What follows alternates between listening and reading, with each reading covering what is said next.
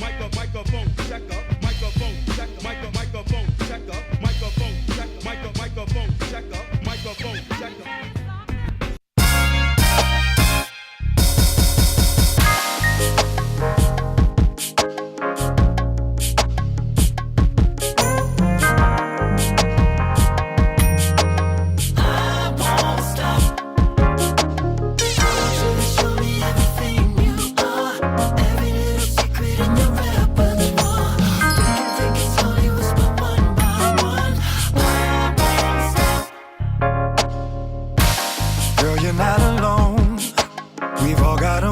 Unspoken, ain't nobody grown with a heart left unbroken. Ooh, anything you say here, there's no right or wrong. No, you can't scare me away. Your honesty turns me on, and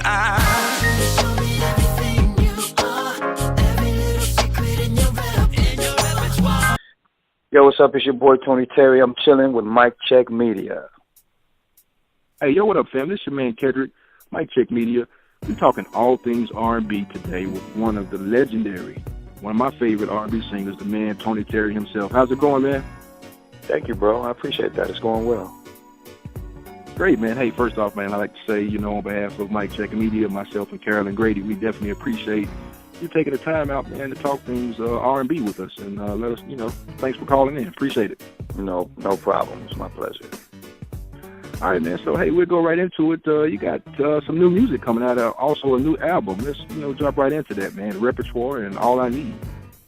Yeah, actually, I have two new albums coming out on two different labels, and the two songs that I sent you, Repertoire and All I Need, represent songs coming from the Monarchy label. The album is titled I, Tony. And the first single, while Repertoire is a current single that's out right now, it was not slated to be on my album. It's a project that I made a guest appearance on, and since it's doing well, I decided to included on my album. The official first single, which is a song called Loveaholic, actually is released on March 12th, which is my birthday. Oh, man, definitely. Early happy birthday to you. Thank you, bro.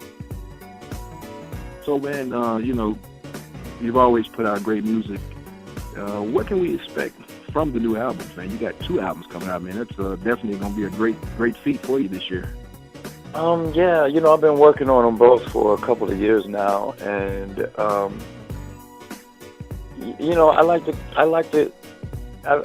Tony really encompasses, a whole bunch of different genres of music. The first single is actually EDM, electronic dance music, and then I have songs like Repertoire and All I Need, which are clearly, live, more in the R&B lane, whereas the official first single that's coming out on that album is actually, as I said earlier, electronic dance music, which I'm really excited about because people usually expect to hear a ballad from me.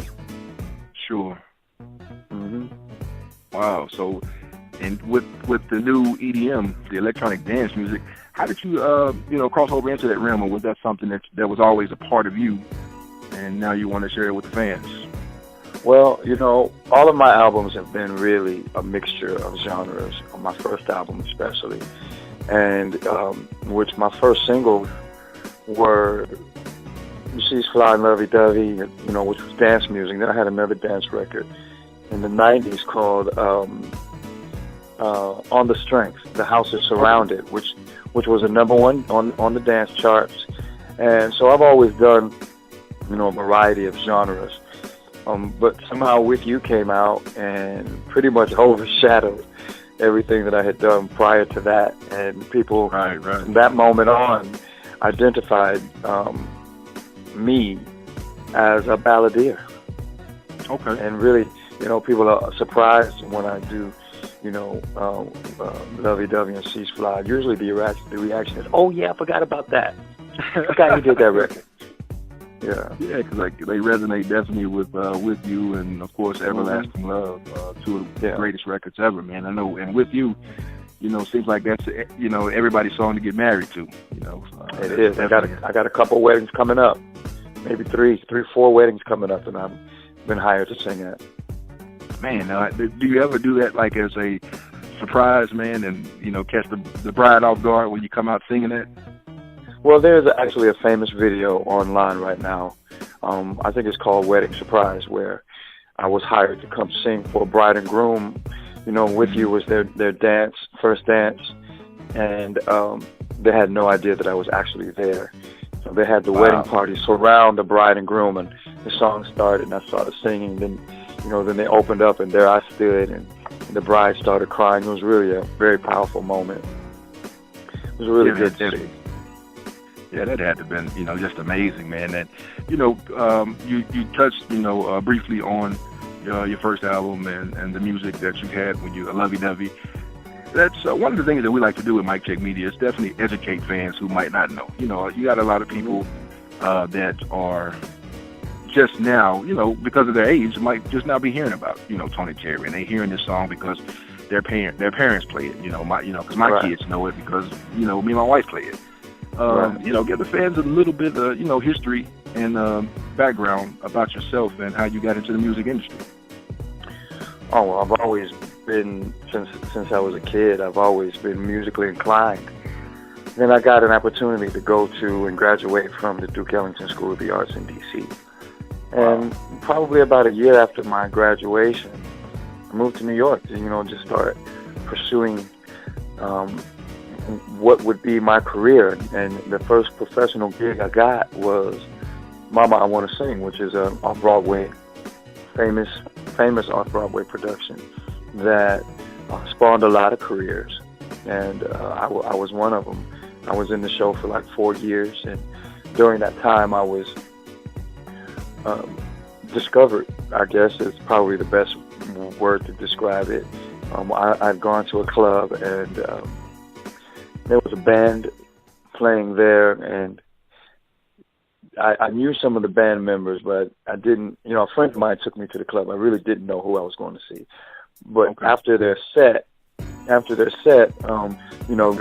was asking me what I thought about them, and I thought they were great. I thought they were only missing one thing. Of course, they had just rocked the house, so he was like, "What you talking about me? What do you mean we only missing one thing?" I was like, "Yeah, one thing. That's me." Wow. That's all you missing. And so I sung for them right there. And it just so happens that there was a famous producer behind me, literally standing behind me. His name was Ted Courier.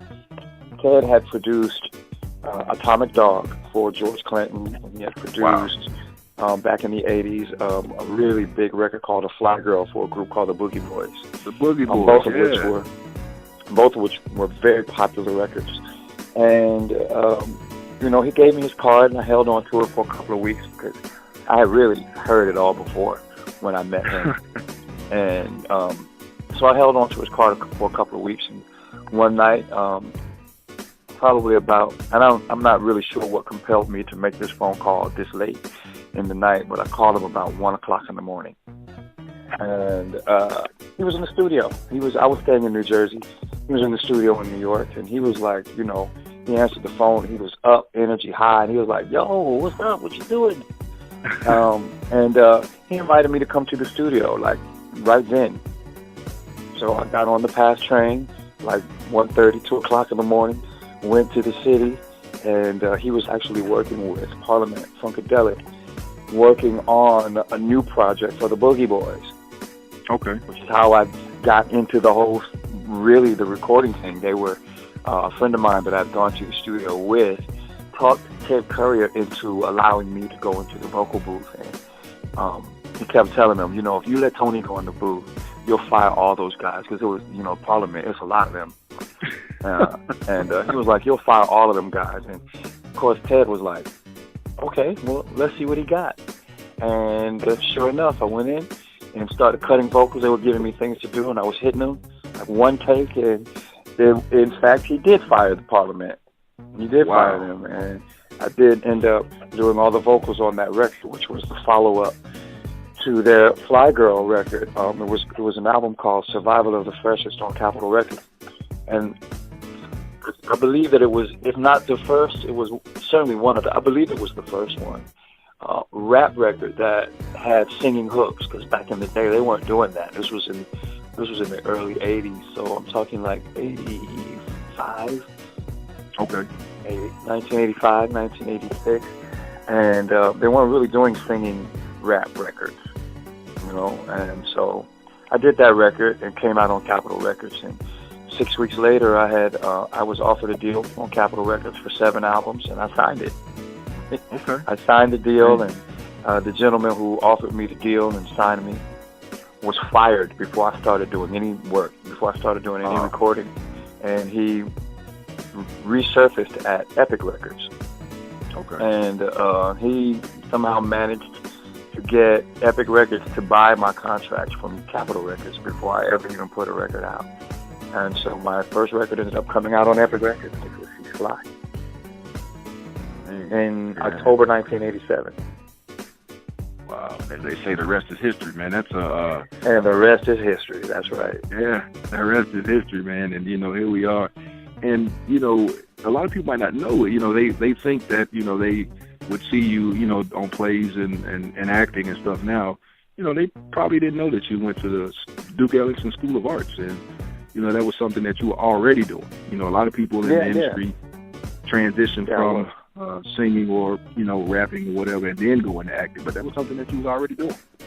Yeah, I was doing that all at the same time. I was honing my craft at a very early age.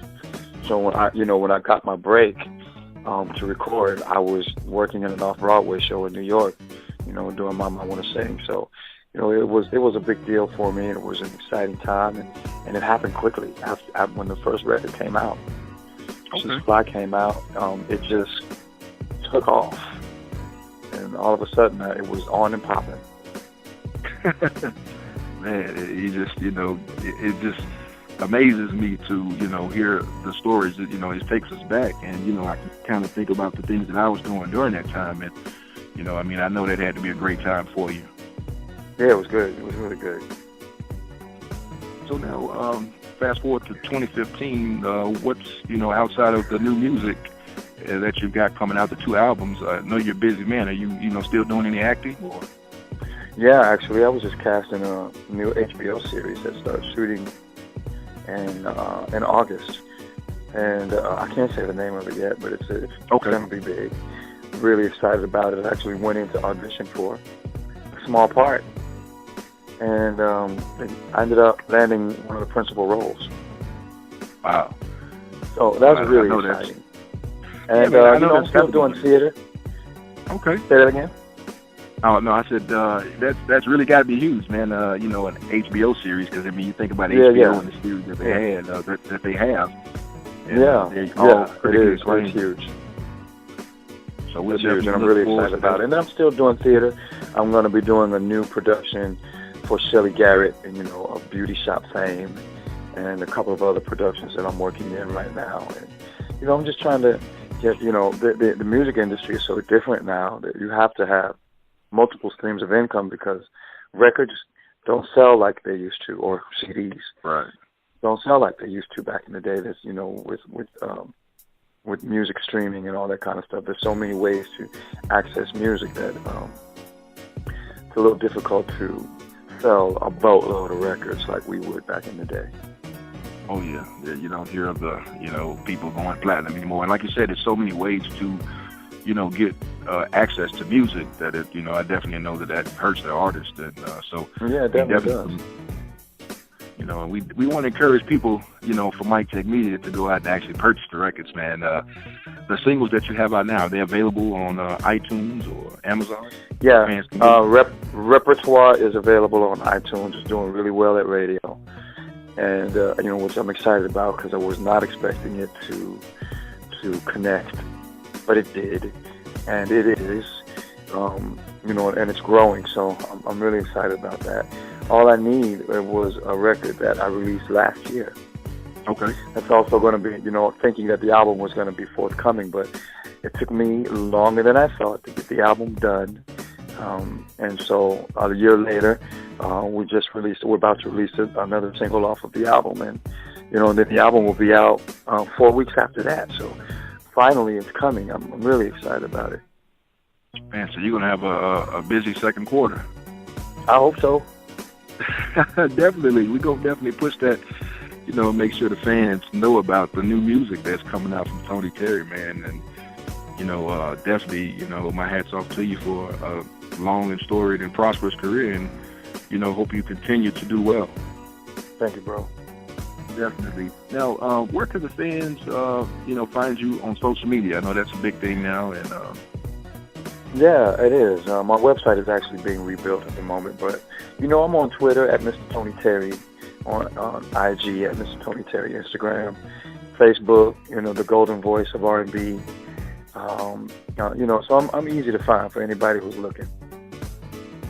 Definitely. We definitely want to make sure that, the fans can find you and follow you on Twitter and stay abreast of what's going on, man. And we definitely going to be looking forward to August and what's to come on HBO. Because, I'm definitely a fan of a lot of the series that come on HBO, man. Yeah, man. Great. The only thing that I can tell you is that it's a vampire series. And I'm actually really excited about it. I really am. Man, so when you go out to read for parts, do you kind of get just stuff thrown at you, or do you kind of get to pick and choose sometimes on the roles that you want to do? Well, I get asked to participate in theatrical productions all the time, and my first thing, because really, while I'm not in it to work for free, it's really not always about the money. It's about the body of work. So I always ask to read the script first before I decide if I'm going to do it or not. Television, I haven't had as many opportunities to audition for television roles, but this one came up, and I thought I was auditioning for a small part, and ended up landing. I said one of the leads, one of the principals, but it's actually the lead character in the show. I was being a little bit modest. I ended up being cast as the lead character in the show, and I didn't see that one coming. I didn't see it coming, but in hindsight, when I look back at how I auditioned, I came in the audition dressed in black, like I guess a vampire would be, and I was just into the role that I was reading for. I was determined to get the part, and I knew half of it was coming in looking like the part. Wow. So I dressed very sharp in black clothes, and went in and had a great read, and the next day, probably about 5 o'clock in the morning, they sent me an email saying that we want to cast you as the lead role in this series. And as I said, I didn't see that coming. I was just blown away by that. Man, what a blessing. Definitely congratulations on that. We definitely looking forward to that. And one final question I do want to ask you about the acting and preparing for those roles. Like I noticed you said you came in dressed in black. How important is that to kind of submerge yourself into the role before you actually go to read for it? And does that help you along the way? Yeah, if you know what the part is you're reading for, it always helps to dress like the character, or to dress close, to as closely to the character as you can, or at least my impression of what the character would be. And so, I try to do that. If it's funny, if it's a funny role I'm auditioning for, depending on what it is, determines how I'm going to dress. What my attitude is when I go in. If it's a serious part, I go in off the bat, kind of being serious and looking like I'm here to take care of business. And if it's funny, if it's a funny role, I try to go in with a bit of levity and just kind of keep the mood lighthearted so that I'm in the space of the character that I'm auditioning for. Man, that's amazing, and it works, for you. Well, it worked. It worked in that case. For sure. But hey, it worked when it counted. That's a tremendous feat, man. And the sky's the limit from there. From an HBO leading role, definitely the sky's the limit. I'm sure we're going to see more acting from you in years to come, many years to come. Yeah, I'm trying to keep it busy, man. it's a grind in this business to stay relevant, and I try to stay on top of my game, stay in shape, eat good, stay healthy, and just really be ready for whatever opportunities that might come my way. Well, hey, definitely. Once again, we want to say congratulations and much continued success. Legendary R&B singer, the man himself, Tony Terry. We thank you, sir. Thank you, bro. I appreciate you, man. Thank you for having me.